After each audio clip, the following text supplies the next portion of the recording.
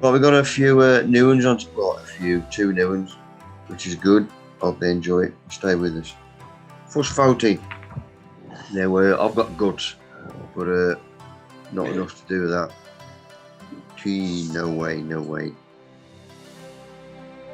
Right, this is from last week. Andy, you put a bit on, and this John Murphy put. Andy may benefit from solar air pumps and wash out fish tanks. Could water and feed garden. My banana is solar hydroponic course, no soil. Just air pump pushing water up the drain in the lower tank. Because pot in the pot system called aquapot. Great show as always. Garden looks fantastic, sir.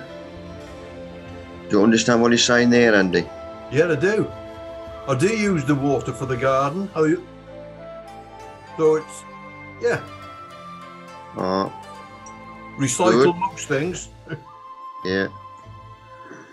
Had this from Rolly earlier on. I make all set for next Tuesday. 20 litres each. Sheep shit and till soil very dry. Biochar inoculated with stallion juice. 20 litres drum of stallion juice. Looking forward to Tuesday with guys Rolly. What's that all about? I'll tell you later on. Right, our first inputter tonight is Steve, who has got a pot in Brumps. There's a few photos. All yours, Steve.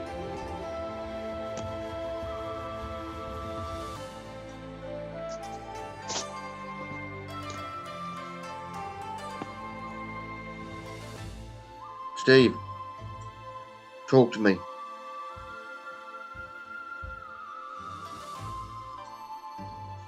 Okay, Mick? Yeah, all yours, mate. Okay. About a month ago, we had a week away down in Christchurch, and we went to Compton Acres, which is just in Hull. And I've just put a few photos on of the gardens I've got there. There's a few canners and everything. It's a 10-acre site, and this is one of the first things you see when you come through the entrance into the formal gardens. The main pots have got the begonias. What they try and do is they mirror, like a lot of the gardens that they do, they mirror both sides. So you walk down the stairs and this hits you. Next one, Mick. And that's looking from the bottom of the stairs. So as I say, they mirror both sides, so they both look the same. So it's got all the begonias down there. And what a difference with the sun being out. The garden looks so different. Next one, Mick. Then again, that's a bit of a close-up of the same shot, really. Got all the lilies on the pond there. You got a bit of a shady area, but most of it was in the sun. Okay, and that's.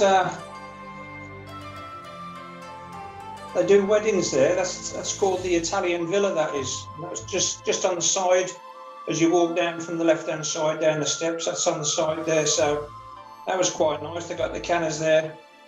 As I say, that mirrored both sides. Next one, Mick. That's a close-up of the canner. Took that one because you like your canners, Mick. Good, like it. Only if they leave them in over winter. Got your begonias down the bottom. And there was the same bed on. Sorry?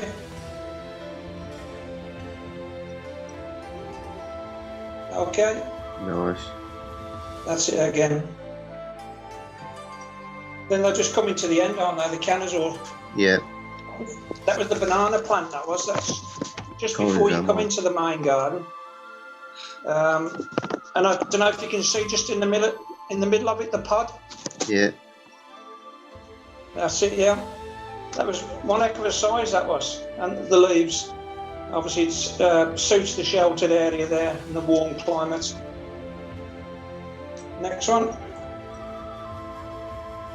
That's just a close-up of the size of the pods there. So it's quite a sight, really. Just before you come into the main, as you come through the entrance there, and that's one of the first things that you come to. Okay.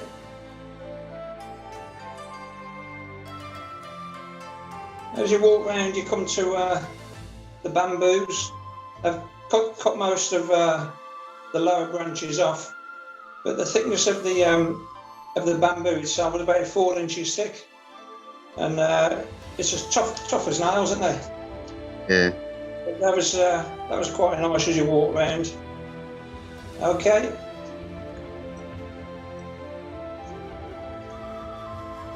And this is coming down into the Japanese area. You've got your water lilies on there, your fountain in the background, a couple of statues there. There's some stepping stones that you can walk across the water with as well. Okay. That was, as you're walking around, that's just a dragon sculpture that was made out of wood, that was, I think. But the detail on it was amazing. That was coming around into the Japanese area. Okay. That was the Japanese tea house. That was just on the other side of the water. We love our Japanese sort of gardens. We've just done a detail in our back garden. We've bought a bridge, and we got some Buddhas around there and Isis, so it's coming on quite nicely. Okay. Whereabouts do you live, Steve? Hollywood, Whittle. Where's that? Which area? Oh, Birmingham. If you get chance, have a look at a place called Biddulph Grange, just north of Stafford. Yeah. They got the best Japanese gardens you'll see. We might have actually been there, but I'd have to check that. But I'll make a note of that. Yeah. That's Stoke-on-Trent, isn't it? Biddulph. Yeah, going up to Yeah. Yeah. Yeah, that's just the waterfall again there. That was just on the end of the Japanese garden part, and it's quite nice. You can walk all the way around it. Okay. I took that one for you. That was the leaf of the canna. Because the sun was out, I went behind the leaf, and I took a photo through the leaf just to see the veins and everything and the colours. Yeah. I just think it was quite nice, really, just to see like, I know you like your variegated. It is always like the Durban. It was just like, and that's the last one. That was a garden centre near us, in the koi carp. You could get the feed out of the shop, pound a pot, and you've only got to stand by the wall, and they're like in the size of them. And I don't know if you can just zoom in a little bit on that one. The size of its mouth when it's open.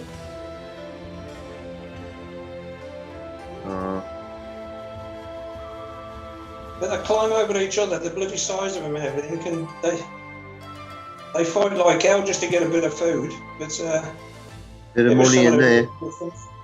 Yeah, that's it, Mick. Mustard. Cheers, Steve. No problem. Is that a National Trust place, Steve? That was 2 for 1. That was. Oh, We get the magazine in about, I think it's about April. yeah. And you get the 2 for 1 booklet in there, and you get your card, and you can get. It was about £9 something to get in, but obviously 2 for 1. It's not too bad. No, it's reasonable. Yeah, very nice. Good man. Cheers, Okay. Steve. No problem. If you eat well, get good sleep, exercise, and drink plenty of water, you will die anyway. Just a thought. Right, Rowley from Milton Keynes. Last week, if I remember, he asked me to, asked me if I'd ever heard of the Ryden Food waste composter that a few schools are using around by him.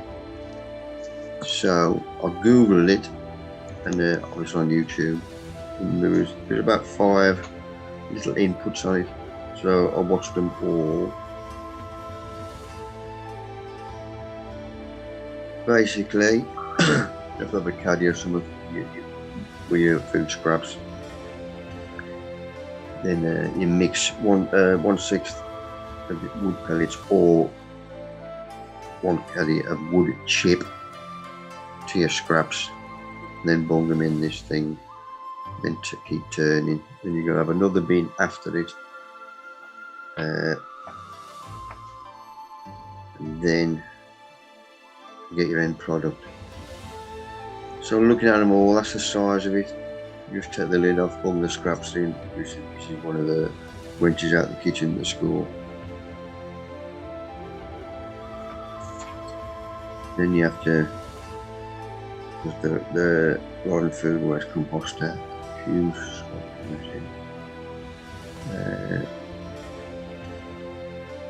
takes 4 weeks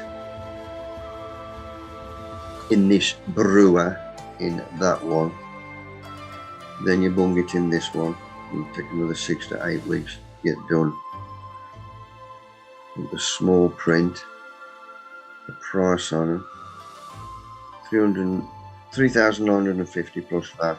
Yeah. Then you've got to have your box for that to go in. So basically it's 5,376 plus you have to pay for your wood pellets as well.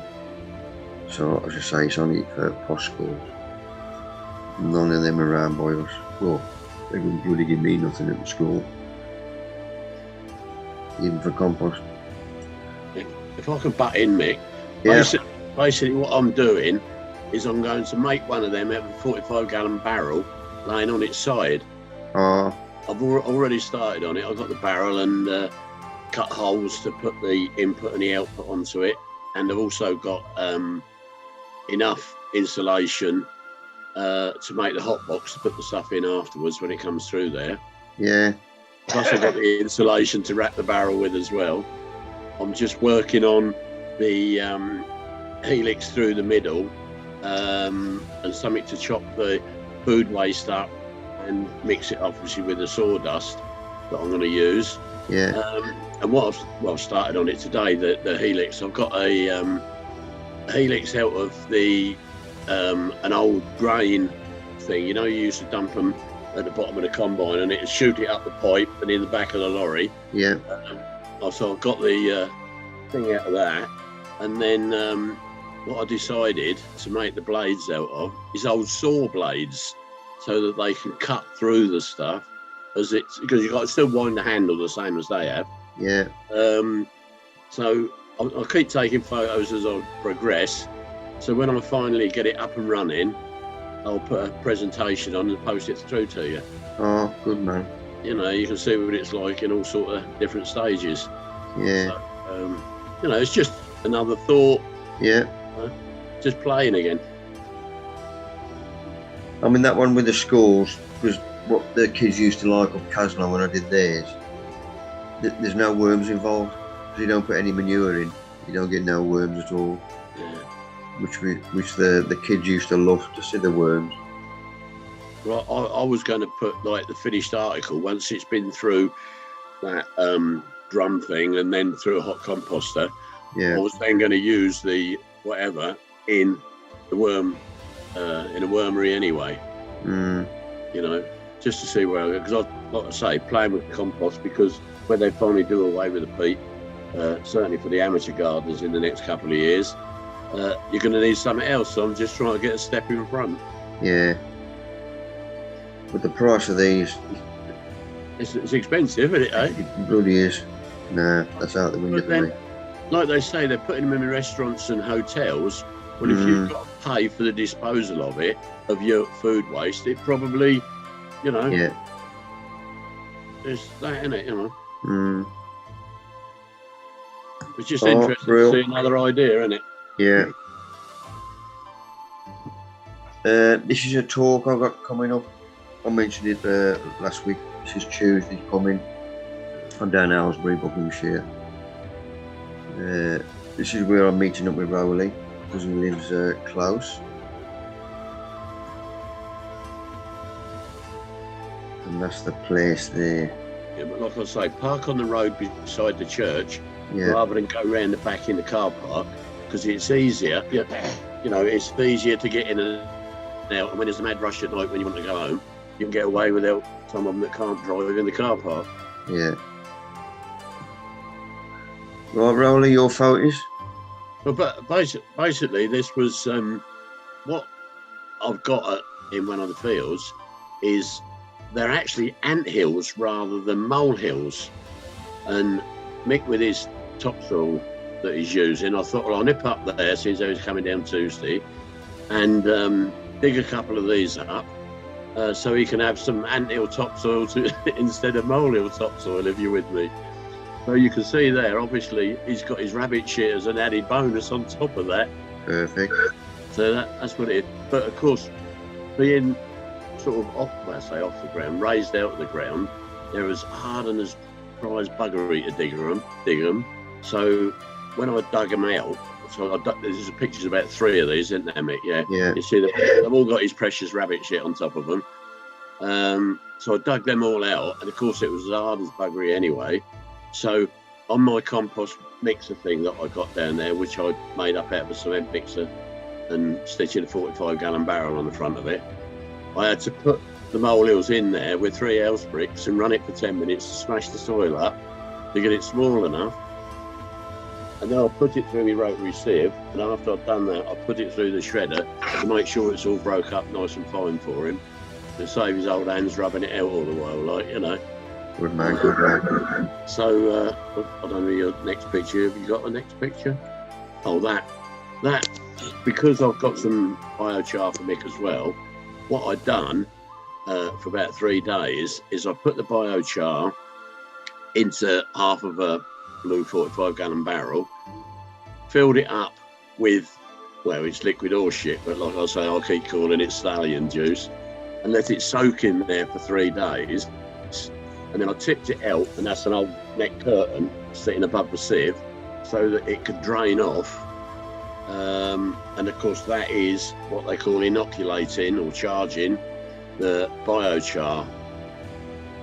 All ready for Mick. Next picture, I should think. And what have we got here? Excellent. Yeah, so there's the 3 lots. It's got obviously the biochar already charged up on the left for him, the topsoil from the anthills in the middle. On the right-hand side is, because he wanted some sheep shit, so he's got 20 litres of sheep shit as well. And the barrel sitting on the top, will have 20 litres of the Juice. Liquid horse muck in it for him as well. So be like his birthday all over again.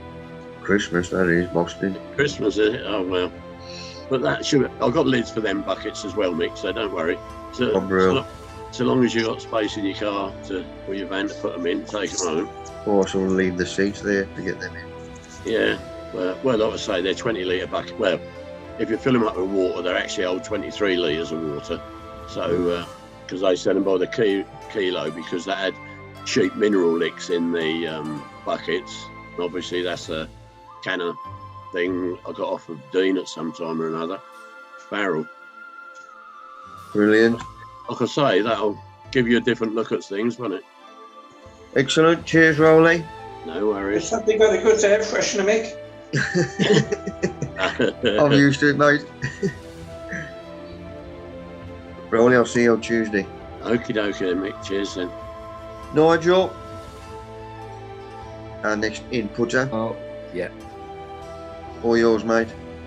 Right, this is just a few photographs I took at the Malvern Autumn Show, which was 2 weeks ago, I think it was. And this is the steam engine Al Rosin. It belongs to Western's, the cider people.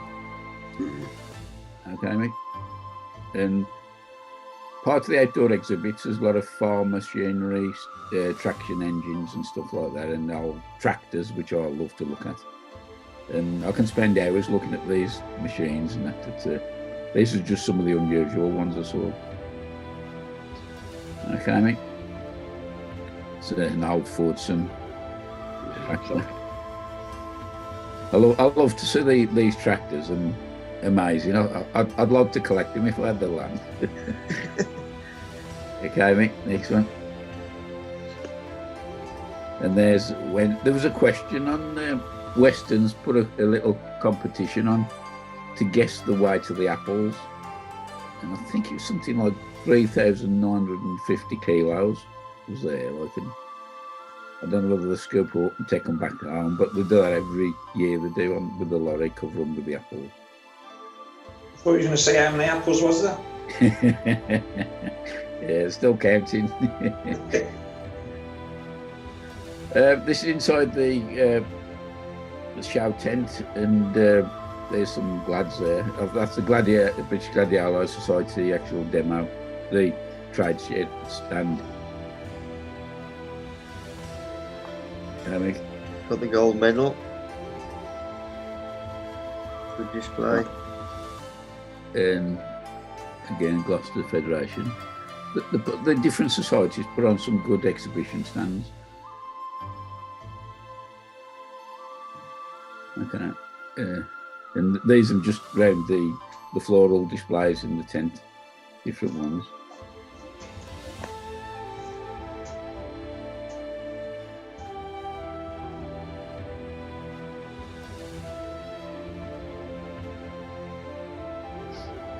Again, that's some fantastic dahlias there, just lovely colours. And recognise that one. I can't think of his name now. no. It looks like Western Spanish dance to that, but I can't. Yeah, that's it. Now you've said it all. Might not be. But, You got that one, Mick? Yeah, Is Nigel on tonight? Because he could probably tell us the varieties of these. No, I don't know what they are. he ain't answering. No, I should have made a note of what they were, but okay, I mean.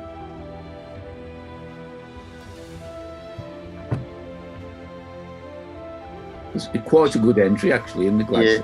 As well. Like a bit of purple in the inner, in the throat. Nice. Yeah. Yeah. Nice. I like that one. That's a lovely colour. That I should know what that one is.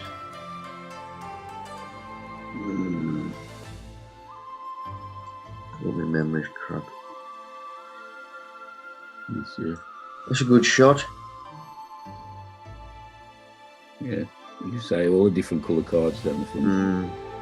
I like that and all because the flowers are ruffled. Yeah. Okay, mate. So they're using paper as packing. Yeah. That on that one you're pointing at now, I like the very first flower in there, the one with the orangey and the yellow little centre coming out. It's really nice, yeah. Nice. Okay, mate. And these are some of the obviously mixed veg stands.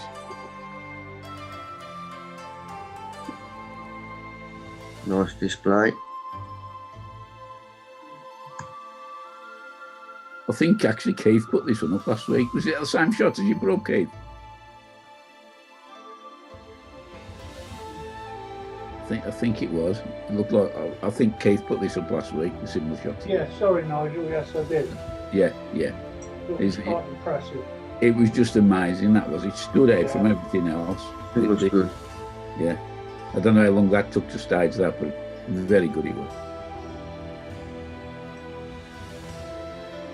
I mean, for that to come third place, it shows you how good the competition was. I mean, that's a lovely display, I think. Is that just garden flowers? Yeah. Alstramira's in there, normally. Yeah, Lovely display. it is. There's some of the different toms. That'll take some judging. Good in order. They're using these trays now, which is good. They've got holes in. These 12 holes holes in, upright.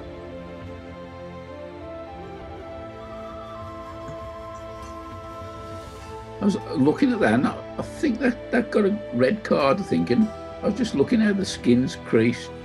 I wondered if the judge would knock anything down for that. Nah, just drying off at the top. Yeah. The colour on that, the finish on it is beautiful. Lovely, eh? Nice and Yeah. Yeah. Excellent. And some snips.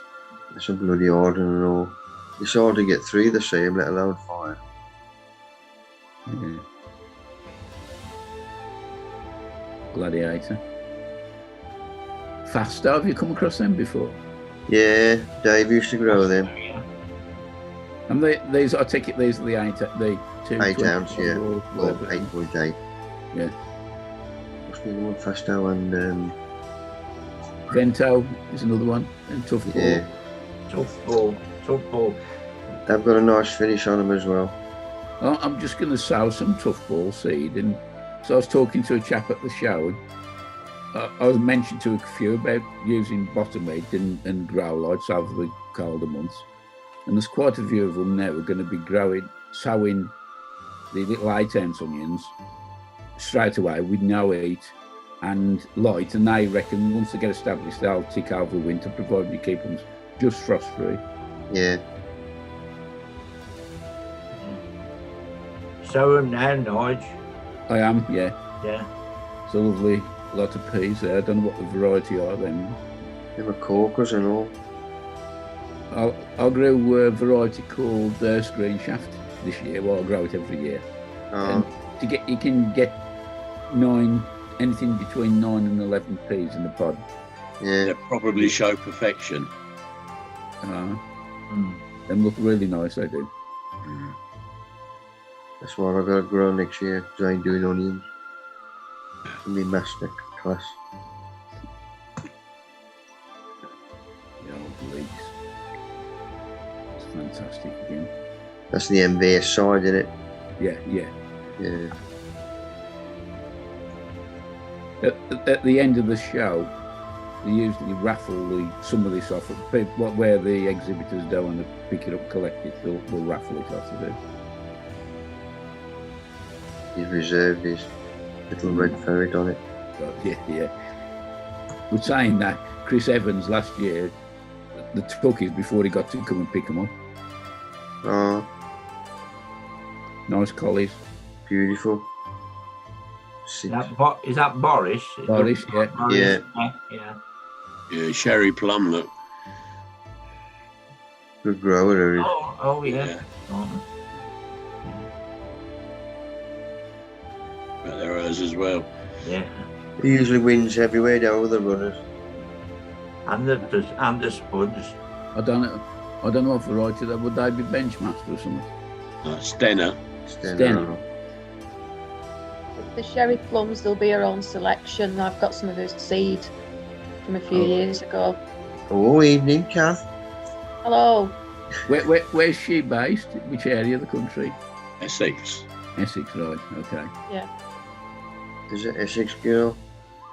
She usually puts an advert on Marcus's Facebook site every year selling the Stenner seeds. Like she says, she does reselect them, but they are Stenners that she's bred on and on. Again, that's another cracking display. I thought is a good selection. Having lots of colour makes a difference, don't it? Yeah. I mean, look at them hanging up at the top. Oh, they look evil. And that's nice. Colour in that, beautiful. Smith used to do them. There's quite a few veg in there. If you look at them, like little peppers and chilies and. Is all that grown by? Is it in the rules that it's all grown by one person, or is it a sort of communal effort? It's a one-person One entry. person, yeah. Goodness me. No beauty that is. Have to up the game a bit. This stand there is from Robinson's, the arm of the Mammoth Onion, and they always put a good selection on at the shows, the autumn show, of different, not only the onions, but different sorts of veg as well. It's good for them because it advertises their seed, doesn't it? Yes, yeah. And they can see what it ends up like. Good idea, or I've grown that chocolate cherry. Very nice, very tasty. This is still there. What's it again? You got the Naga chilies on the left, and I mean, them look like tomato. You could pass them off as tomatoes. Them on the bottom and give somebody a shock. oh, until you bite into it. Yeah. This is one of my favourite bulb stands, Arts Nursery, and I've just put a video up on YouTube. And what the owner of Arts Nursery I interviewed her because there was a picture of her with the Queen, and these exhibit regularly at Chelsea, and the Queen stopped by unannounced, and I had like a 5-minute chat with her, and you know, it's like one of these lifetime memories that will last forever. Obviously, what's happened to the Queen within the recent weeks, it's something that makes it extra special. Like, but Hearts Nursery, I buy all my alliums from them and all, and they've got cracking, a good range of everything. Oh, you like them, do you? Yeah, alliums are lovely. Yeah, I've got some of them, and the other one I have is one called Ambassador, which is probably as big as that. Yeah, I'm lovely they are. And that was their outdoor store. As I say, they've got a massive range of tulips, everything you can think of from the bulb.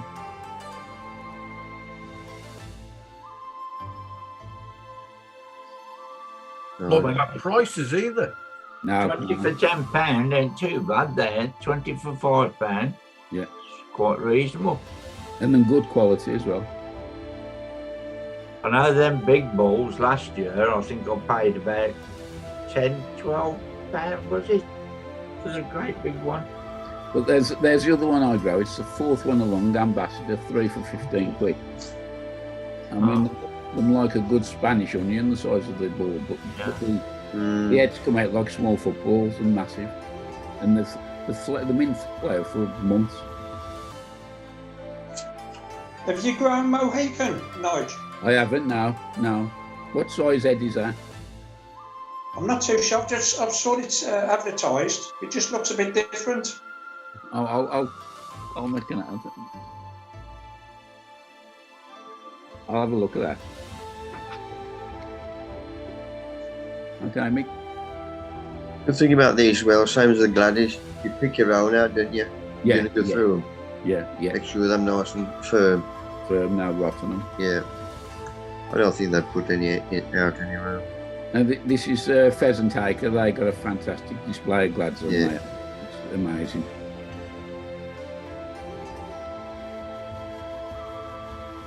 But I don't know whether these have been bought in.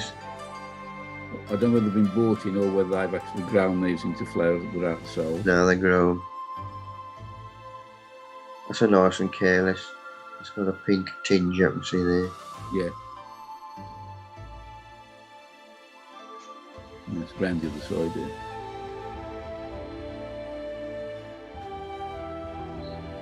That's a good one as well. Cream Perfection. Yeah. Like him. Well, that more nice. Some trouble. This is the tent with all the giant veg. Again, I was interested in this because we'd had a weird year weather-wise, but there was 11 new world records set in there with veg records being broken. There's our Neil. Yeah. Yeah, these are. The Cabbage Kid.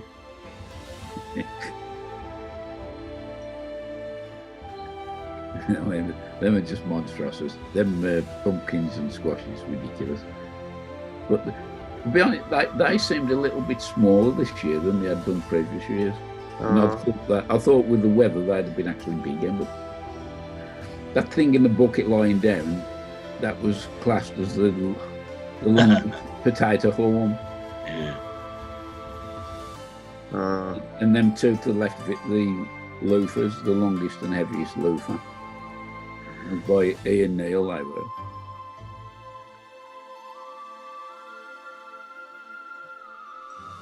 That's Peter Glazebrook. He broke the world record. Well, he broke a few actually, but that one there is the biggest, the heaviest aubergine.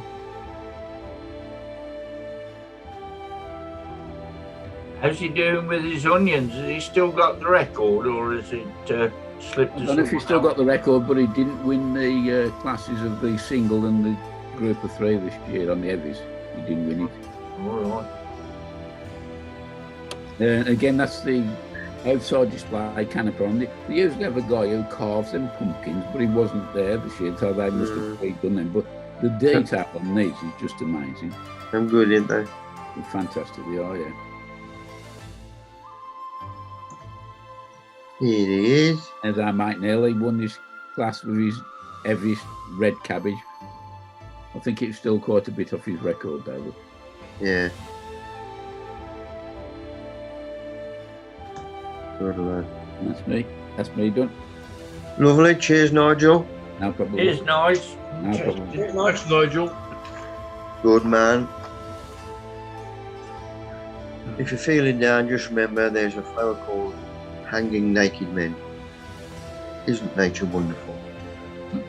Really weird, eh? There's some of the flowers. Isn't that an orchid, Mick? It's got to be in it.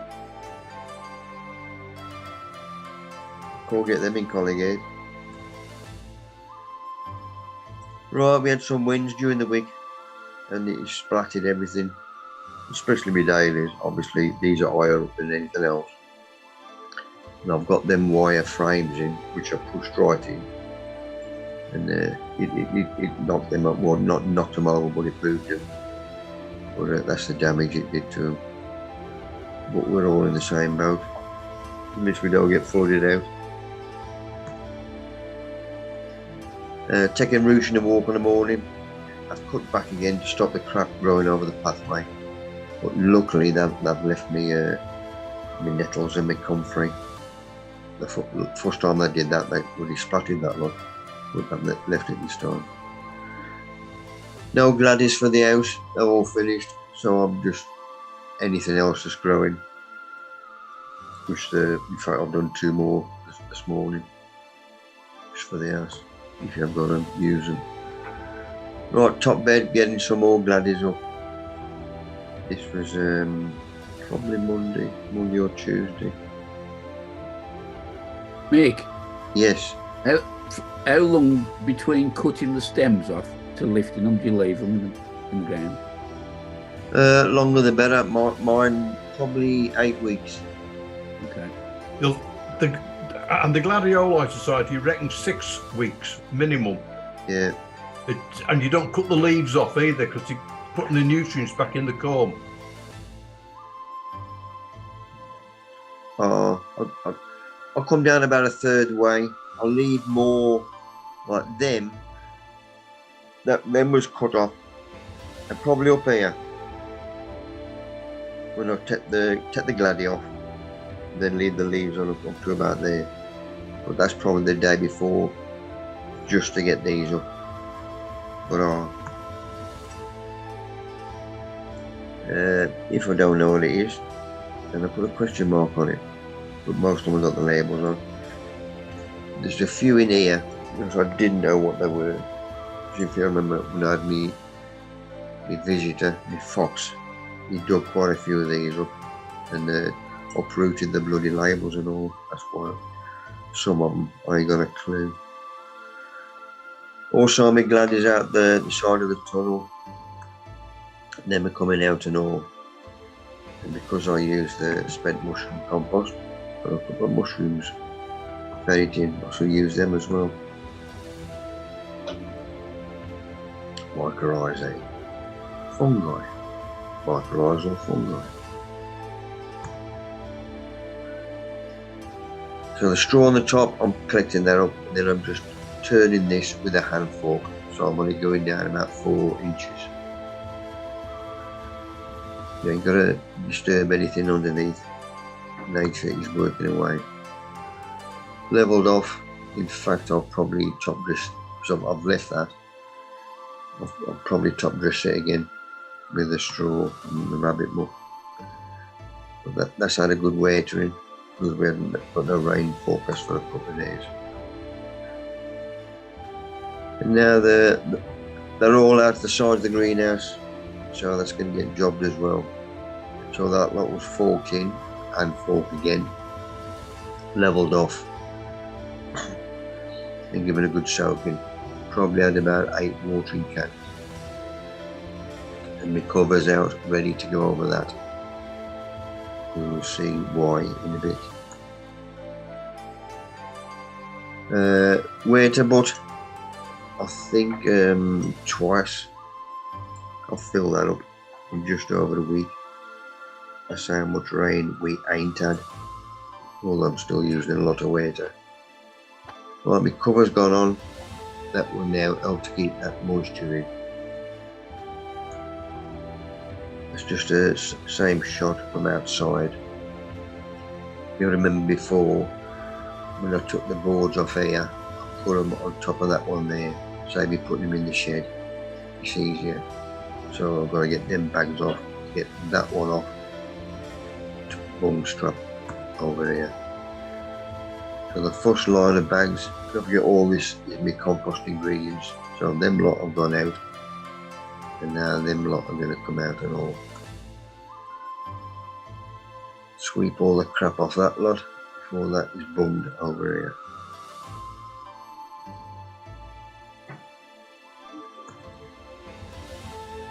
Right, this is where all the bags were on. I've just took that last board off there. Don't forget. So this side of the greenhouse I haven't used this year. So what I did on the other side, just watering and then covering, is what I did this side. So it might be this time last year. So say 10, 12 months. So I'm just lifting that back. That looks dry. Let's go down a hand fork. And I've gone down a hand fork. Got a good dollop up. Squeezed it.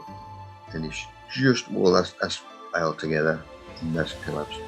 Meaning there's still a bit of moisture in there after 12 months. Because it's had a good soaking and it's had that cover on the top of it. Have you got mice in there, Mick? Yeah. I thought so. It's their food supply. Yeah.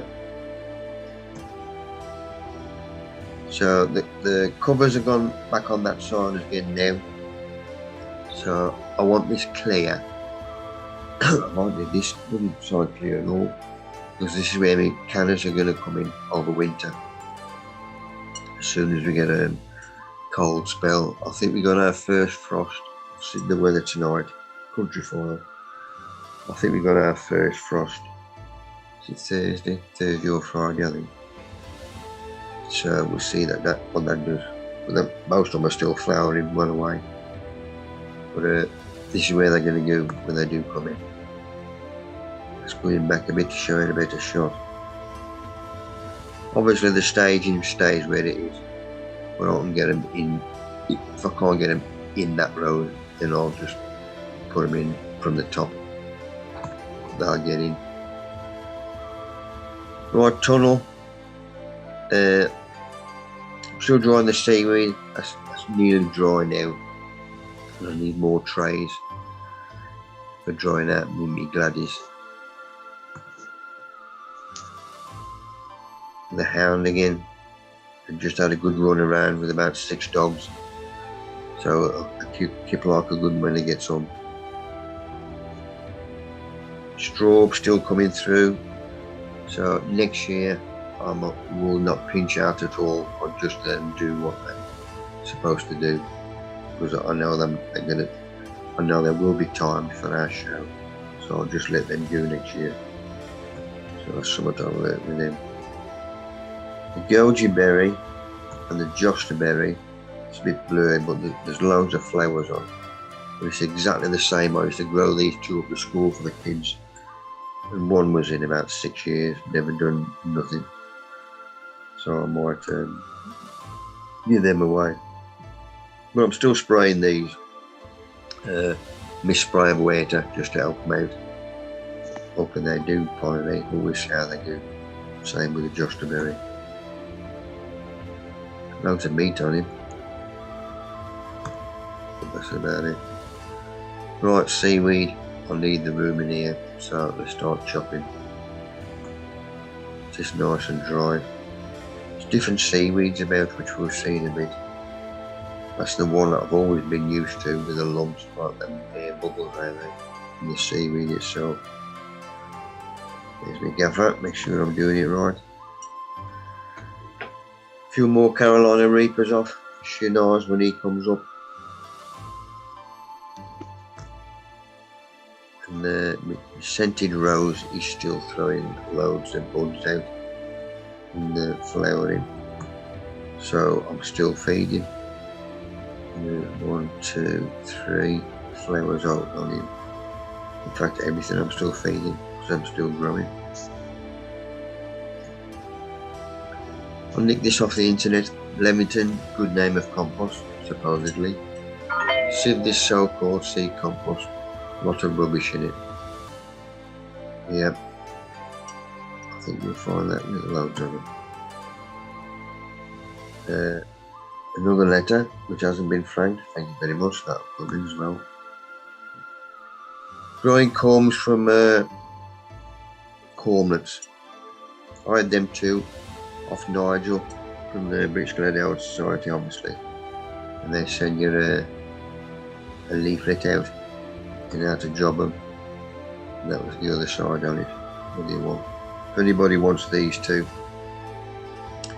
if you want to know how to start or what to do with your cormlets, just email me or message me and I'll send you the links to them too.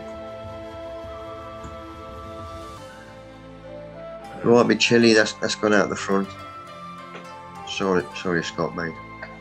I'm going to clean this crap up.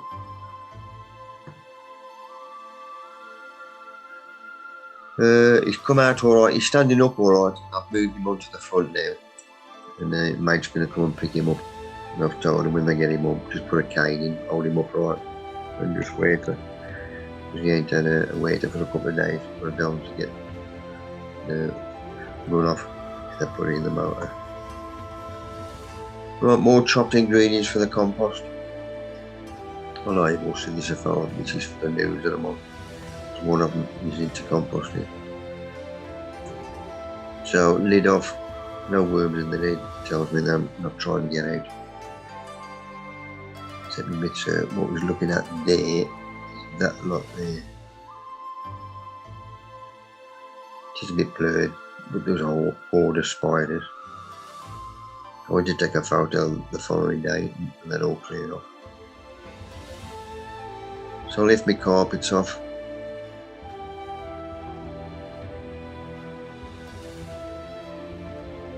Put my bits in what I've just chopped up, spread it out, wait till it. Put my carpets back on again, and my lid. Right, the new lot of seaweed I got.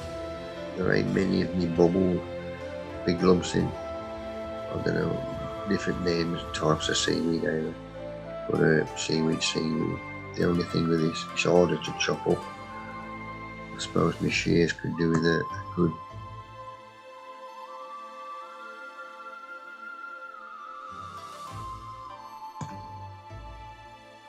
Well, that's all the seaweed done.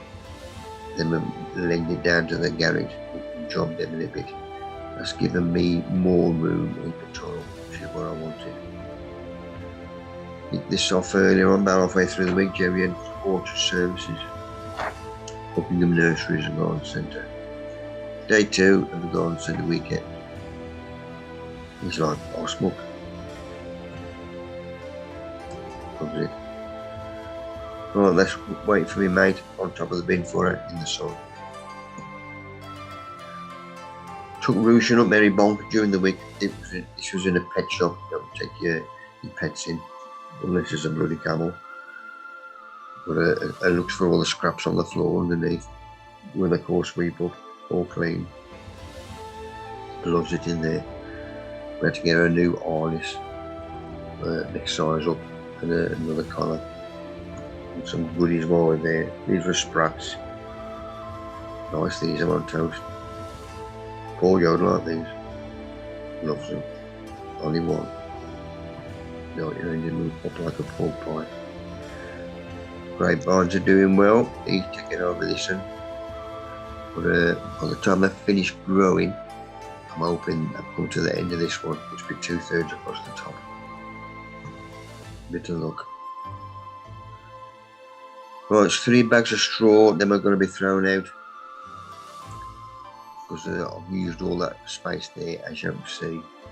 These are elevated with pots, there's empty pots underneath them. So there's a bit more air moved to dry them out. and it does dry Why out. don't you stack them, Mick? Sorry? Why don't you stack the cormlets in those trays? I usually do, but you get more air movement on the top. Okay. I got the room. Filling up a waiter again. Oh, look at that. Belly draft cheese sauce. Potatoes out. Oh. So our committee meeting. This was Monday just gone. Ready for them, just sorting out the general meeting, which was Thursday. Right, I've took all my not shredded yet, chopped up seaweed, ready to go in my shredder. This is in the garage. There's my big bag that goes up the front. That's a bigger bag than normal compost bag. I just see it's a 100 litre vermiculite bag. So this is that funny stuff going in. That's how it come out. Throw that back in again. So that's me original stuff. That was from Breen. And this is from me weekend down my reunion down Portsmouth. So that's a different seaweeds. Preferred in. But he might have more goodies in than that one, minerals. So that big stuff, that water crap, I'll put that through again. It'll come out a bit better, that's better. Then I'll mix the two together, superb stuff. Right, once I fill my waiter butt, I'll just leave the lid off 24 hours. Then get all the crap off the top, if there is any, then put the lid back on. Sorted. We had most of these trophies back from last year. At the last two meetings and the show, people brought in. So I've taken them down Old Hill to get them engraved. This year's winners. It was the first general meeting in November. It's our presentation. We need to be going out again. I've got to get in touch with Nick, see if he's coming up. I've revamped my top bit there. That was our old netting that was in there. Fisherman's netting. It was a bit crap. So I've revamped that, done that one. It looks a bit better. That's been stapled to the timber, both sides. No cats or anything. Foxes can get through. Oh, not something else.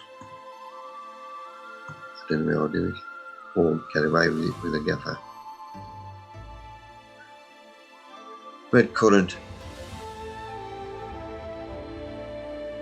This is obviously going to fruit, and this one blueberry chandler. Ready for our show. Both come with sticks. I'll take them out straight away, don't need them.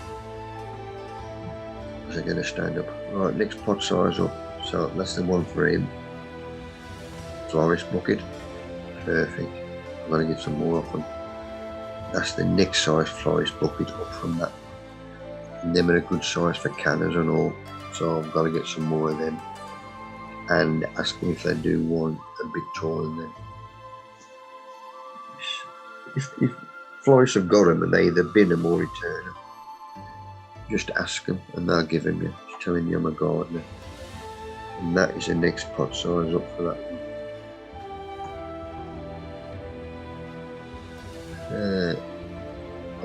For my blueberry, ericaceous compost. So I'm getting the level I want him.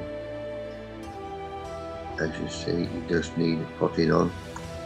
Get a bit root bound. Pulled him in. I've levelled him up there. As you can see, he's on a tilt. So if he was level, I'd have put him in level, he'd be tilting that way a bit. So I just want him upright as best as I can. So then that is all firm in around there. That's better.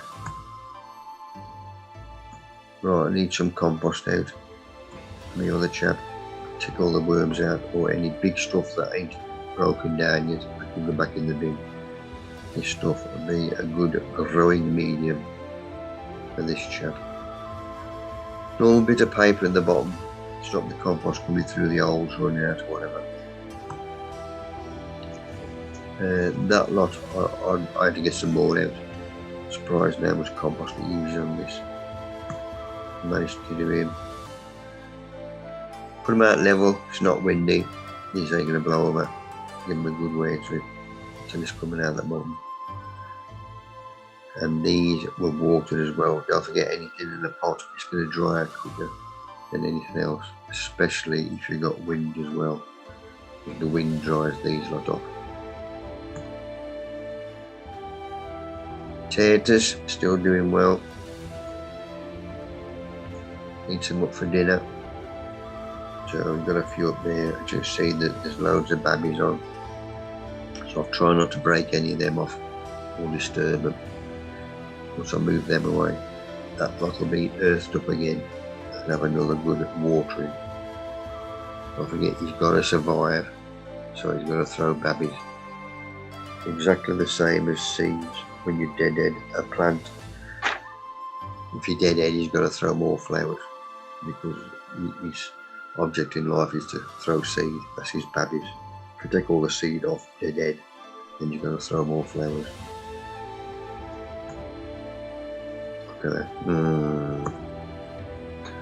Straws, they get the sun in the morning, but they get a good dollop of sun. They get it first thing on in the morning, and then again 3 hours later when it goes in between the 2 houses, you get another, say, half hour of sun. But they're getting enough anyway. It's working there where they moved it over. Give your mate tell it off because they come. Well, the missus went to visit an old mate who bought these flowers up Colligate. And I said, I'll open it up and I'll throw some of mine in. A bit more colour, that seemed a bit bland. So that's what I put together. Put them all in a vase so I could sort them out, then took them out as they were and put them back in that. Perfect. And I loved them. But what we're looking at there is that little chap there. So if we get close up on him, spider. I thought that's a good shot. I'll try and get even closer. Bloody cleared off and crap myself. They look weird now, they close up. Right, something I do, if you remember them lot of seeds. Christ, there's all sorts. Hello, Russian. How's just coming? You remember, there's a few of you had me delphinium seeds.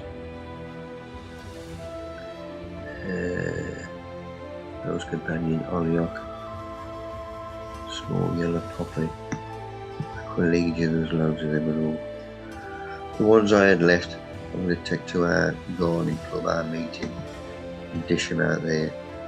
So them white envelopes, I've just emptied them out. I'm going to separate them into 4 dollops, so you can see. I mean, there's probably loads of seeds in 1 dollop. I'll just dish them out at the club, help them out. So this was our meeting Thursday. This was Justin Harrison from Utoxeter. It's about an hour away. First time we'd ever had him. There's the chap there. He was great. When I rung him, he's the first speaker we've had where they don't use a PowerPoint projector or anything, he just talks. Now, I've been to talks before where the speaker has just been talking, and they've been crap. If we got a photo or something. But the thing is that with those speakers, they've got nothing there to hold up and show you. But our mate's got all his plans, so he just holds it up. Because he's talking about that, which is even better than having a photo. But he was brilliant. This is early on before we started. The place was filling up, and the stuff he brought in, he filled this area and all down the back as well. And those all the back there. And you got another third of the stuff in the van. So much he'd. It's about 20 minutes into his talk. And I took that photo because his trousers were coming down. I mean, he's got two pair of trousers on because he works in the code. But then these women pull his bloody trousers up. We had a good laugh with him. We give it and he did it and all. But he's a good speaker and he knew his stuff and all. And he's bringing this in, autumn colour. What subject was he talking on, Mick? Autumn Splendour, the subject. But and he only cost 70 quid, which is cheap nowadays. I said, I'm going to job you for now. I said, well, I've got all the speakers for next year, but the year after, I'm going to job you. She says, perfect. Get me in April, meaning he can bring all plants in again to plant what get planted out in April, if that makes sense. So he said, there's loads of months where he's got loads of plants. But he was good because he doesn't have a nursery, he doesn't have a website or anything. But the stuff he flogs makes a bloody bomb. But he loves it. There's only him. But he's a good lad. And this was the interval where we stopped with the grub and the raffle draw. And people couldn't wait to the end. They just bombarded him, but he loved it, obviously, because he was flogging his stuff. Which was good in the sense, because before we started up again, he went and filled up out of the van. But he got some Boston stuff. And when he finished the tour, he'd flogging his stuff again, obviously. But it was brilliant.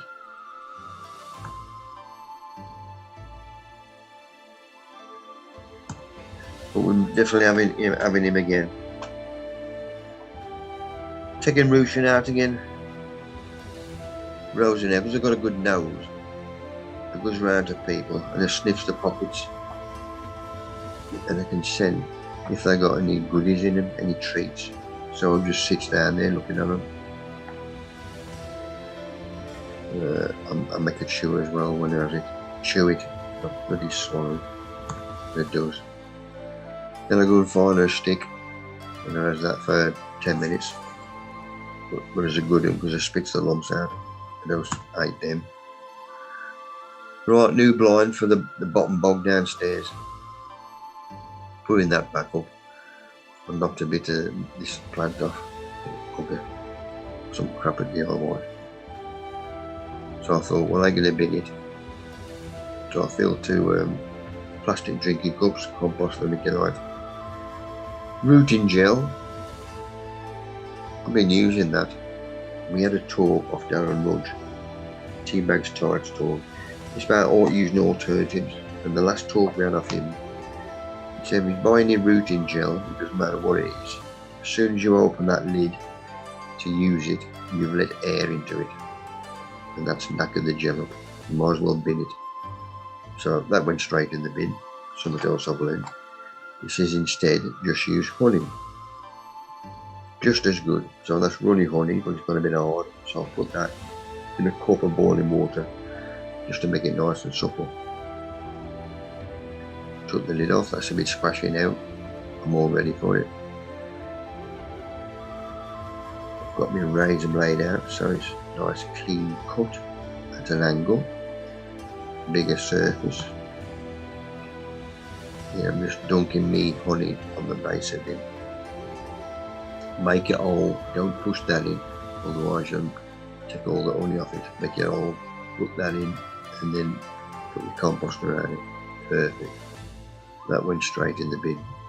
I probably had it bloody 8 or 9 years on your own. Mick? Yes. I got told something recently to use for rooting. Bird's custard powder. Oh, hot or cold? Honestly, we went to the local agricultural college a few weeks ago, and the lady there gave us loads of geranium cuttings, and I said, I never have much success with them. Yeah. She said, use Bird's custard powder, the one that you use with milk, not the water one. And I thought, She's not having me on. I thought she can't be. And it's worked.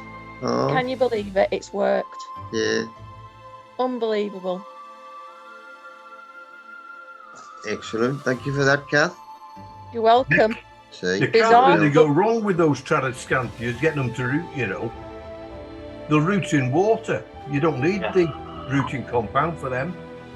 Oh, And they're dead easy. oh, Sue said them easy, oh. Good. Right, I've got my gap at the end now. These will be going soon as well. So there's them two chaps. I've been waiting and they'll be put in the sun into the greenhouse. I saw these plants, delphiniums, obviously white with a black inner. Thought I got have some, so I googled them. And it's quite expensive. And unwinds, well, unwind seed. Who's flogging them? Bloody morsels. What they put on it anyway? Don't matter. It's the same company. Oh, there's quite a few like that, isn't there? Different names. It's like Fothergills and Browns and Woolmans as well, the chrysanthemum people. It's all under the same company. Yeah. That's one. But £3 a packet. But so they will be going in early next year. They got much white, not large size anyway in the garden. So it's making room, mate. I'm slowly running out. That's when you've got the bug.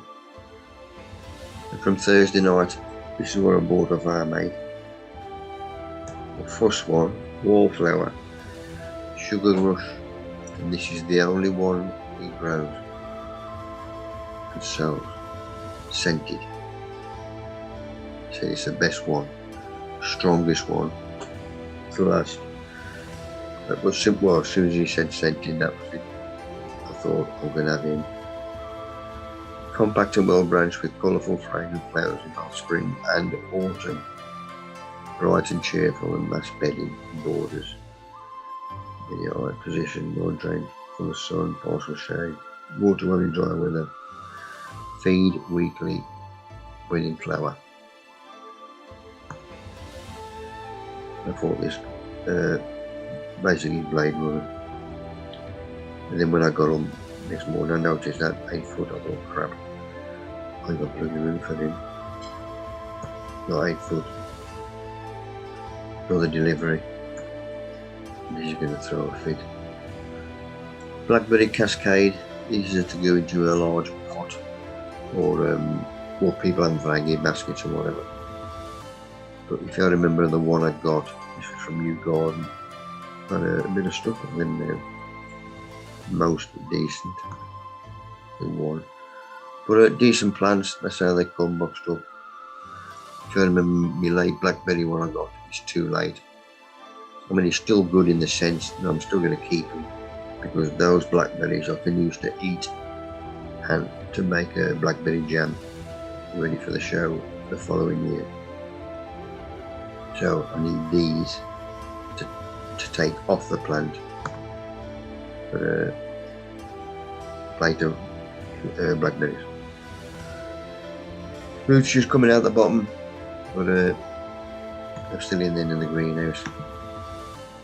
And then was about 5 of each. There's just 3 on them. But obviously once you got them, you got them. So them 3 are going in there.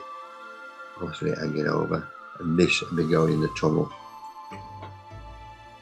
once that's cleared out.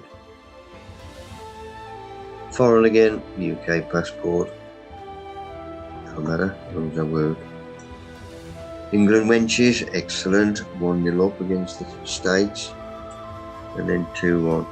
Brilliant. Still doing better than the blokes. Right, this was close to having a frost. You can see it is white. And then we're classed as a frost, but it's really fresh, put it that road. But we are getting the first one end of the week. Still a nice bit of colour. on the morning, as with the sun still low, Brendan's got a washing out first thing. Archie throws a fit. Where's he get all the washing from? I said, I'll tell you, I'm living with it. He's only out to India. Bougainvillea, still nice, shiny dark green, and of course there's still a bit of colour in there, but I've got to get him in as well before, if I do forecast a proper frost, then I should take him out, because he's still in the pot, buried, the pot's buried in that raised bed. You don't want to lose him. Right, stuff that's started growing again, because this chap went to seed. As you can see, there's all the seed heads. And because I was waiting everything, feeding, it's starting back into life again. This is what I call the sand dune plant. It's what you get in sand dunes, nice, bright yellow. But he's started back in again.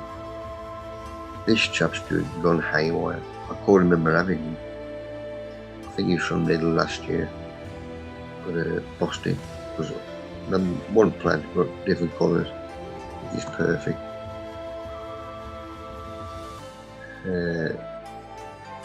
There's my frame for my dahlia, and he is supposed to be up here, obviously with all the blooms open. That's what the wind did, just took him straight off. And that chap there, Leander, just about to open up. Typical, because we're getting a frost. And him going up the bloody lime prop, golden berry, which is a nice purple colour with a bit of yellow on. Tater family, eh? My sweet peas, I'm still dead in them, and them are still coming up the trellis top of the garden. Right, these lots here, I thought about these canners. If I'm any plants, like I'm dead-ending, once they've finished, I'll pull them out. But if it's a small bedding plant, then I dead-end to get more flowers. Because a plant's got to survive, so it throws seed. If you dead-end, then you've got to throw more flowers to make sure it survives. I thought, well, that flower's finished, so he's now going to seed. So all the nourishment is going into that seed. He ain't looking after his flowers, he's more important than anything else. So if I take that off, snap him off, then he's going to look after his flowers then, and them to go to seed. Same as a plant, so that's what I'm doing with all of them.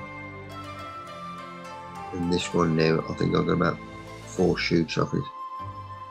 There's a couple of dead ends, which I've took off there, and I've done them all exactly the same. So now all the grub is going into the flowers and not the seed heads. Walker and him is my second best, and I've jobbed him and all. Sweet peas have come back, them have started up again, started going up there. And these little chaps, Crocosmia, he started out again. He had finished, and I cut them all back. And he's throwing growth, and the top of the garden, he's coming out again.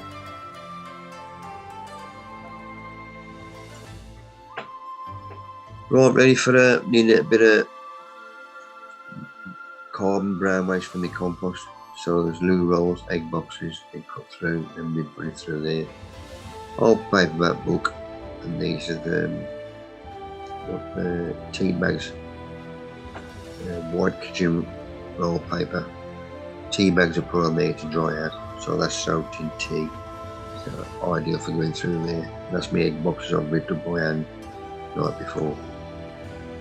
So the tea bags are then emptied in here and mixed up. Perfect. Right, you can see me trees now going up through here with a bit of height on them, with bushes.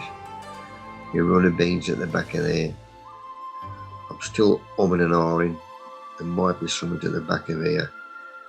And I've got a blackberry, which I might do at the back of that white wall. and then plant Gladys in front of him. Still umming and ahhing at the moment, but I've got to think of everything ready for next year. The blackberry that is going across is about 2/3 away across now, so I've got to tie him up again. I'm still waiting for the other one to catch up with him, but we should get at the end, hopefully, well, at least there, end of the season. These have been bought out again, have another waiter in. Straw's still going red, and now getting a bit of meat on them. And I'm still picking, in fact, about 2 hours ago, I picked a good dollop of these and my raspberries ready for breakfast in the morning. Positive. When I started gardening, one of the books, I went down the library and I had a couple of hours in there looking at, I think it was Smith's down there. I looked at all the veg books. And I was going through his, and he's explained better with photos and everything to the common gardener. No big Latin names, crap you don't need to know. So I had his books, and then when I got into something else, bulbs or fruit, I still had them. Now when I start, this is going to be 40 years ago when I first had his book.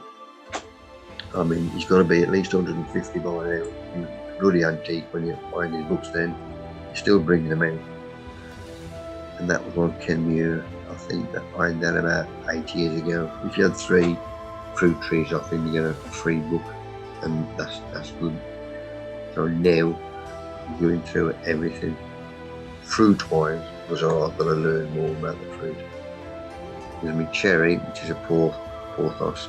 This is in a tub still, as we can see there. And it was all the leaves. I wanted to look into what this was. Basically, as we look at them there.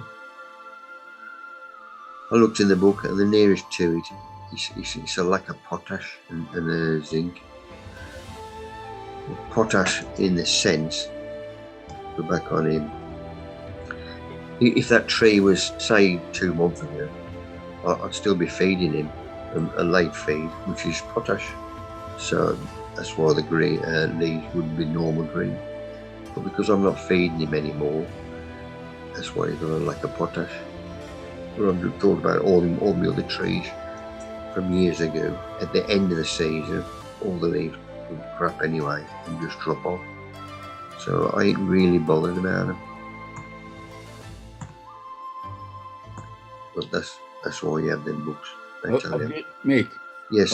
I've had a quick look on the internet. Dr. Hessian, who does them books, is still alive and he's 94. He lives in Manchester. Is he? 94. Brilliant. His books are good though. Right, me glad he's drying off. As you can see, all the soil drying off here. So I want to collect my cormlets as well, which is why them on top of the paper. So I'm just taking out individually, ferreting through this. So there's my corms, there's the crab. So I'm doing the lot. Some of them you get no corms off whatsoever. And some of them I've got no base on. You think, well, that's bloody garden, eh? And I got this one off, and they was huge. Look at the size of them. I'm going to flower first year. I'm going to wait 2 or 3 years for them. I'm also trying the bases. That's this year's machine, that there. There's a new comb for next year. That's the old one, i.e. this year's. And them just pull off once I've died off. So I try them anyway. And quite a few just come off straight away, clean as a whistle. If they don't come straight off, then I'm going to leave them another week or so. But while I am cleaning them, I'll just try it like that one. Clean as a whistle, come straight out. Nice and clean, no disease. There's another one. Bloody cormorants round him. Bloody hordes on them. These are prims, which I need loads of babbies off them. Because he was dry, I found a worm in him. He was a bit still, so I spit on him, breathed on him, brought him back to life. So I'm a good egg. I put him in the compost with his mates. That's a bit blurred, but you can see he don't look very good. They're all very good. If they don't look very good, bin them. Because he ain't going to grow very well next year. So, I was in the tunnel a couple of hours with roofing and all. The rest are coming. Right, I went down this morning. I'm looking at fruit trees. I couldn't believe it. What's that there? Prunus Victoria. Long. Flowering. Good, Benny. I'll be picking plums in April. I've got to rub them flowers off. But I shall ask Jerry first. So I do rub them off. And he says, no, you should have left them on. So I'm going to wait till I've asked him. Never known that I've Spraker strength, this is what Andy Guinness. Just showing me now what colour I'm going to be. So you see the dark red or purple. But obviously I'm still feeding him. The canners still flowering, all of them. I'm taking all the crap off them, as I mentioned before. So there's another one taking off, because there's another flower ready to take over. Don't want them for seed. That's that one we saw earlier on. Got two of them going. And this has gone AWOL again the last couple of weeks. Throwing loads of flower again, honeysuckle. That's one of Keith Guinness. He's a good lad. Alstroemeria, still deadheading them, i.e. pulling them up from the bottom to get more flowers. Somebody gave me a bottle of honey rum. I did a favour for my mate and I had to pass one of them over. And he says, do you want a bottle while I'm doing it? I says, very kind of it. And then drop it off around Saturday. And Lynn says, do you remember when we was, I think it was in Spain somewhere a couple of years ago, and on a night, because me and Sal wanted a change of scenery, change of drink, and they got honey rum, and we was having it neat with ice, and it was a beautiful drink, like nectar. And I said, oh, honey rum, never get it a thought. So we've got to try that. Classed as a liqueur. When they cheat, they use gin to make gin. Use gin to make it strange. Grapevine still doing well, still tying up. So still have bits of string on, but I need to tie up. I just walk along these. Alan's walking along and I can reach him. And I looked at the leaf and the grapes as well. Exactly the same thing. I can remember me leaves on the grapes and the plot. They used to do exactly the same. It's just coming to the end of the season.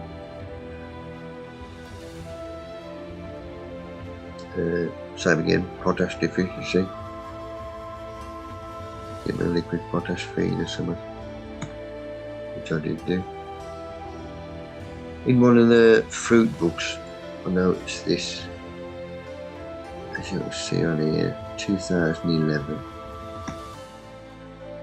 This was Singleton's nursery. That's who I used to use. John Singleton.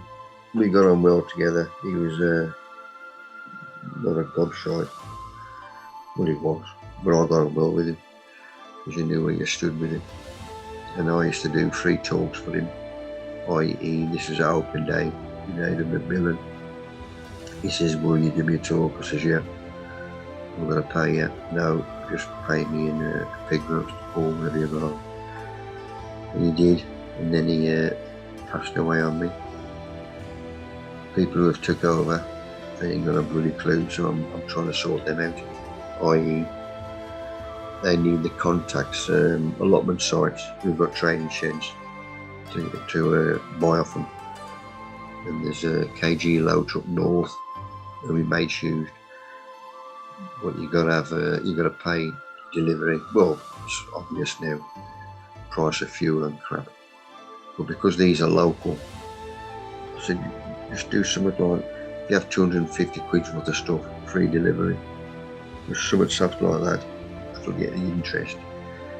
And then I've given them the price of KG Loaches. Say if you beat this, you know, we'll come and have our stuff off you. Then I'll tell everybody else. And that's, you've got your custom. So that's what I'm doing at the moment. But going back to this one, Steve Hughes, we've had him before as a talk. Talks on unlimited and Umax compost. Because originally we used to have the Umax compost for our trading sheds. And that was one of the first ones to change the ingredients. And that's when they started putting crap in. So I'll clear the Umax off. Jason Smith and all talk from down here. And we had this chap.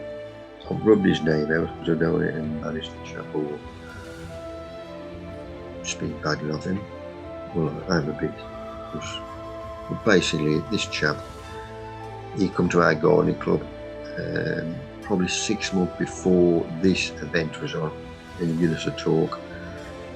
And he was a lecturer at Persia College, and he I forget what subject he was on, but he was on about the compost that Dudley Council make, and they dish out what you and sell for £2 a bag. And he was saying it was brilliant stuff. And I thought I could keep quiet. I says, no, it's a load of crap. And he threw a fit. Basically, I'm the speaker, you can't tell. I says, it's crap, I've bloody tried it. It's all the stuff that you throw in your green bin. I throw crap in my green bin. I've got spuds with a blight. That's where my crap goes in the green bin. It's shit. Anyway, he bloody left. I says, oh, I suppose I've got to pay you now. This is only 10 minutes into his talk. He said, don't pay him. Anyway, he cleared off. And it turned out he was talking here. I thought, bloody Nora. He's going to see my name and think, I've heard of that name before. When he sees me. And he rolled up. It was a good day in the end.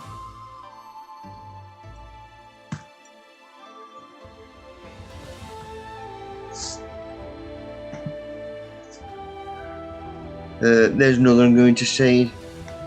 I've took him off as well. Right, this little chap, the heavy pepper, which I had off Lee, looking at him, he's still growing. So I might chop him off when I finish with him and overwinter him. See if I can keep him for next year. It's what to try. He's either going to do it or he ain't. These are my grapevines. See one there, and there's another grapevine there. So I'm still feeding them potash. That's my last delphinium. That was a purple, and his second bloom, he's got a bit of white in the middle of his. And them chaps are still doing as well. Runners still picking, so I'm still feeding them as well. This was a late afternoon because I got the sun on them. I found another piece of cut glass out, which I won from years ago. And I'm going to use them to make 2 more flower arrangements. One for the kitchen, one for the living room. This is another talk I've got. This is in Ludlow, Shropshire. That's the place where the talk is. Thursday coming, except this is an afternoon talk. There's quite a few garden clubs happening. Have talks on an afternoon. Because don't get a majority of people in the garden come. They have talks. The majority of them are old, and they'd rather go out in the afternoon than at night because it's pretty dark. and I must have had about 8 this year, afternoon talks, which is perfect for me. Burwater District Garden Club, Stokes, and Millborough Village Hall, Ludlow, Shropshire. Year on the plot. £2.50 entrance fee to non-members. Anybody lives local, interested, come on. Rose again, he's thrown 2 more balloons.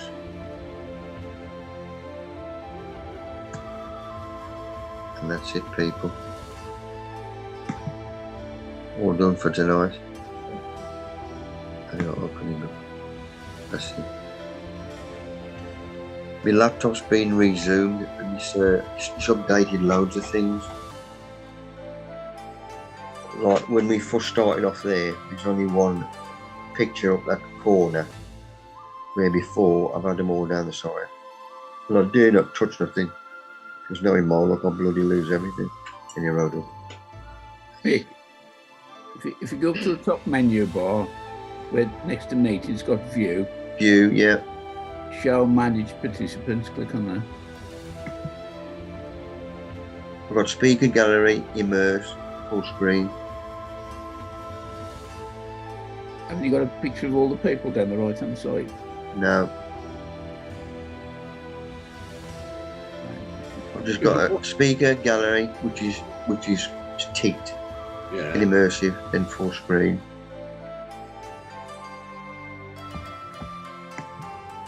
You've not got manage participants.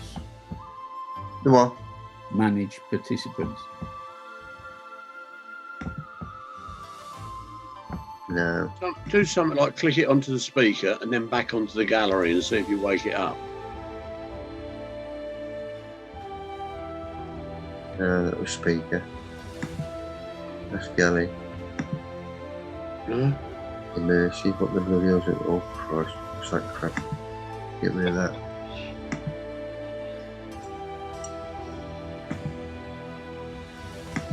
See, as it was before and all, what was it, my first talk down your way, Rowley, Yeah. when that come up, the picture that was up on the corner was covering half the picture, if that makes sense. Yeah. I know what, well, 2 or 3 times before on here when it's been sort of working and mine hasn't sort of done, even while it's being used like this, I've gone out of the program and rebooted it and gone back in again, which obviously you can't do because you're the man running it. But mine, I've lost the sound at times. But if I go out and come back in again, everything seems to be okay again. Ben's coming on during the week, luckily. I could job him. Yeah.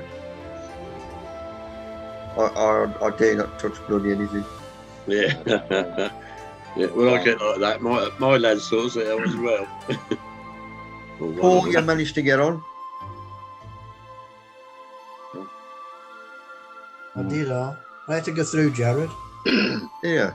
Yeah, I had to go through the link that he got on his phone. He sent it to me, and then I clicked on that and uploaded from that. But just doing it from the old Zoom link, it's deleted that totally. Keep saying that you're in another Zoom session. Because it's a new Zoom link every week. You got to click on the new one. Yeah. But Ray had trouble as well earlier on. I've always done it through that old one. Yeah. Week in, week out. Yeah. Just clicked on the old one. It's going back to, I think it's going back to September last year. I just keep clicking on that. It keeps coming up. Bloody hell. Strange. Yeah. Paul, have you started weighing your tomatillos yet? They've all gone, mate. Are they? Yeah. The plant just give up and died. Oh, no. Yeah, but I've still got a few to pick. I just picked it up out the greenhouse and threw it out. So I went in. It was covered in spider mite on the top as well. So that's all you need. Isn't it? I think that then I'll pick. So nah. Yeah, but there was some for the first. There was some good-looking tomatillos on it. Yeah. There was some big ones, you know what I mean? Yeah. But, No, he'd just give up the ghost. Oh well, never mind. Maybe next year. Yeah, who knows?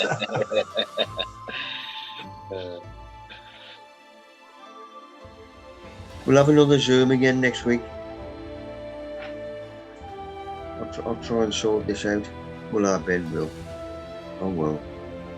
Okay. Anybody's got a few photos for next week? Bungerson.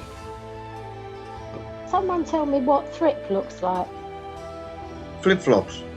Trip. Oh, thrip. You got it on your legs or onions? Where you got them? Well, do you Yeah, get it? Can you get it on brassicas? That's probably whitefly. You usually get thrip on onions and leeks, do you? Because I've basically lost And all of my. gladiola. I've lost all 6 of my Brussels sprout plants. Have you got what? Have you given the plant a knock and see like a cloud of whitefly coming off? Because I've got. Well, there was plaster on stuff. mine. There was stuff on them, yeah, and there was an old. I had one, only one. But I had one purple cauliflower in there, and I had the purple cauliflower, and I've left the stalk in there. And I Can think you I see should have any, like, taken that out. Is there any like black markings on the leaf? It did look like white bits, but it was really, but they were really stunted as well. And they didn't have. I checked the roots. They didn't have. What's it called? Club root. I would say that's safe. It's like whitefly. Yeah, but they literally they were about not even a foot tall, and they're just not grown for ages. Just take a photo, Suzanne. That's always best. Yeah, I've shoved them in. I've shoved, better then. literally dug them up, and I'm moving them now. I'm going to move my tunnel to the other side of the garden in case it is anything that's in the soil. We've had that this year, Suzanne. Yeah, Do you use Yeah. dry you've lost- scissors? they just didn't grow. I mean, it's quite the soil's quite moist where they are because it's in front of the garage, and you don't get much sun there, so the soil doesn't dry out. But I looked it up, and it says that they like sort of wet areas. So I don't think it's the fact that it was too damp. The soil was too damp. Was it firm, the roots? Were they what? Sorry. Was the firm in the soil? Yeah. Yeah. And do So, you, yeah. do you ever use sprays? Not on them. I hadn't this year. No. I use a thing called SB, Plant Invigorator, Oh, yeah. SB. Yeah. and I'll find that jobs and gets rid of them. That does. Yeah. But I didn't even realise they were like it until because I'd not gone up there and seen them. And then when I sort of saw them, they were just, I think they were just past it. But they'd started growing on top. So, you get you get the Brussels tops Yeah. on the top of the Brussels plant. But I mean, it wasn't even a foot tall. They weren't even a foot tall. And yet I was getting Brussels tops. Well, I've had. And they were like a nice fresh green. But the whole rest of the plant was just like covered in bits. I think Nigel's spot on, Suzanne, with his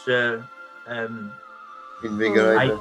aphids and Yeah, I think it's whitefly. the aphids, yeah. I've had 2 infestations this year. The first one was right at the start of the year, not long after they planted out, and it stressed the plants out that much.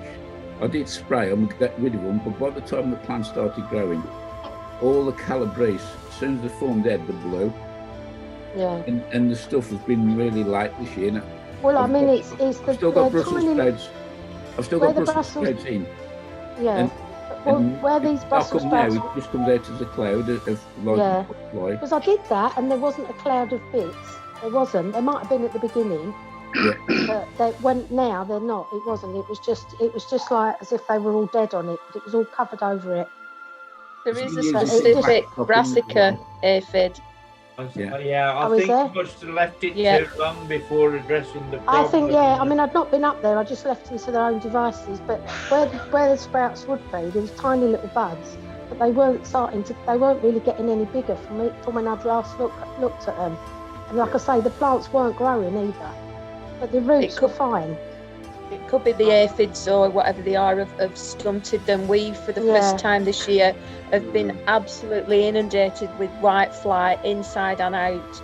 And also for Yeah. the first time this year, we've got the little grey. They're not the grey fluffy aphids, and they're specific to brassicas, and we've never had those before. We've had the green aphids and I've had red aphids, Yeah. but never these. Maybe that's what it is. They look then, so yeah. different to what your normal green fly and Yeah. aphid. They're very. I'll try and take some photographs. Yeah.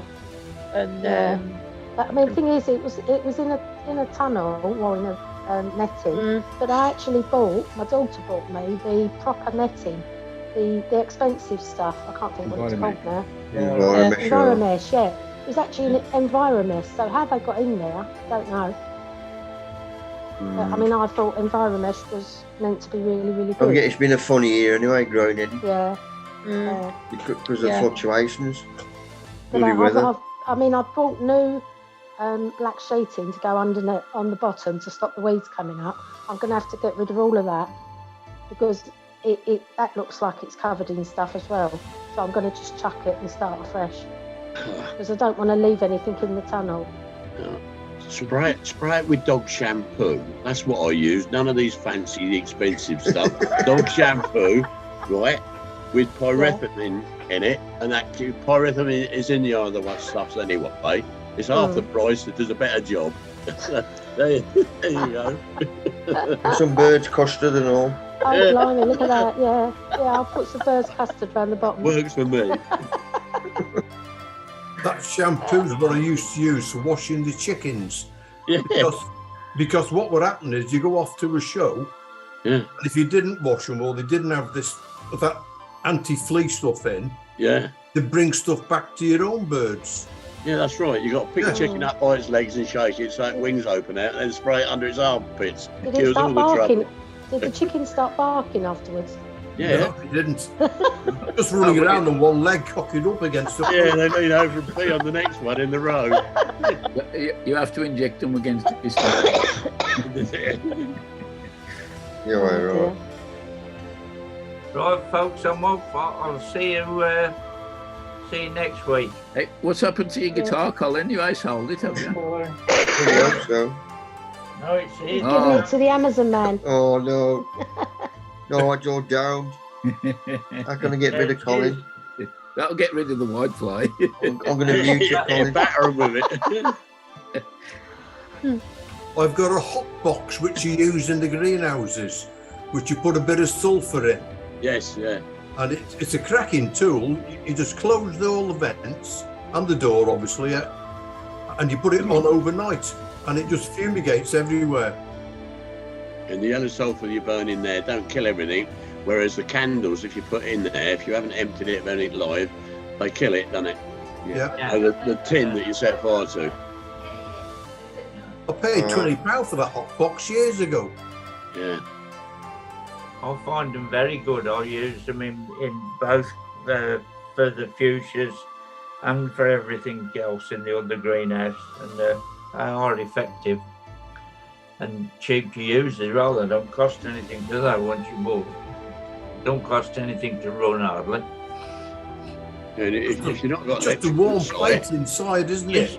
Yeah. Is that the one like a tin can, Andy? Yeah. Like a tin can, about maybe I've seen them, 9 to 10 inches tall, and maybe 4 or 5 inches round. Crossed. You still got yours, Mick? Yeah. I thought you was going to bed. Eh? I thought you was going to bed. Well, you woke me up then. I bloody muted you. You've unmuted yourself. Oh, sorry. Anyway, I'm off. I'll see you next week.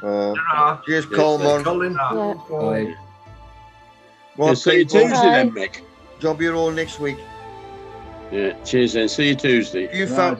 Cheers, Rolling. See you Tuesday, mate. Thanks, mate. You know, it's Pete if you got him. Bye. Bye. Cheers, Mick. Yes. Yeah.